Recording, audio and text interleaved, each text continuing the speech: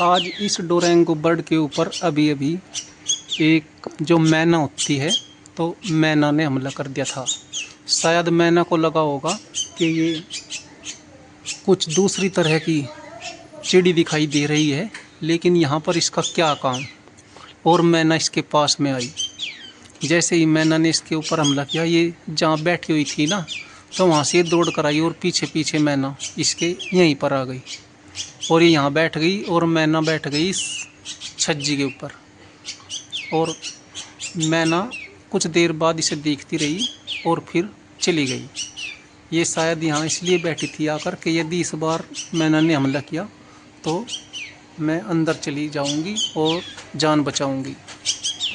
शायद अभी मैना को ये नहीं पता है कि जो डोरेंगो बर्ड है ये बड़ा लड़ाकू परिंदा होता है।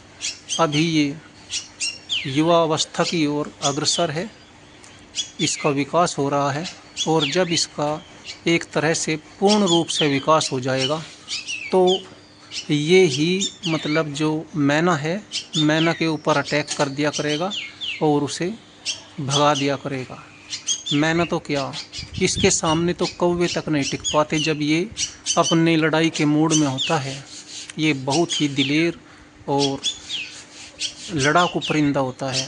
बुगले, मैना जैसे जो परिंदे होते हैं, कौवों तक से ये उन छोटे शिकार जो होते हैं उन्हें छीन लेता है। यही नहीं, छोटी चिड़ियों और जो गौरैया के बच्चे होते हैं उन तक का ये शिकार करने में कामयाब रहता है। और इसकी जो ठोंग है वो अभी देख सकते हैं कितनी मजबूत दिखाई दे रही होगी। ये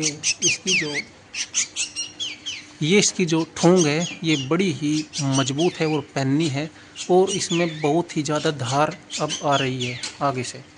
और जब ये हाथ को भी तेज़ी से वो पकड़ता है तो चुभन होती है और पता चलता है कि हाँ, इसकी जो पकड़ है वो कितनी मजबूत है।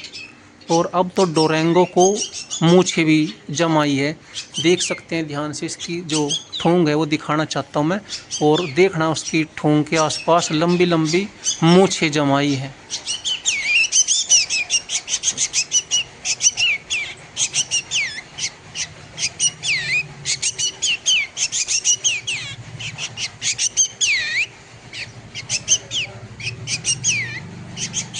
ये मूंछें ही इसकी शान बनेगी, और ये लड़ाई में मैना हो या कोई दूसरी चीज़ उससे बिल्कुल भी पीछे नहीं हटेगा। इसके जो पंजे हैं वे भी बड़े नुकीले और बिल्कुल साफ देखे जा सकते हैं। अभी दिखाता हूँ मैं इस जगह। ये इसके जो पंजे हैं, पंजे भी इसके पूरे बड़े बड़े हो रहे हैं और पन्ने दिखाई दे रहे होंगे। तो डोरेंगो के ऊपर आज पहली बार किसी मैना ने हमला किया था, लेकिन डोरेंगो से ज़्यादा विचलित नहीं हुई।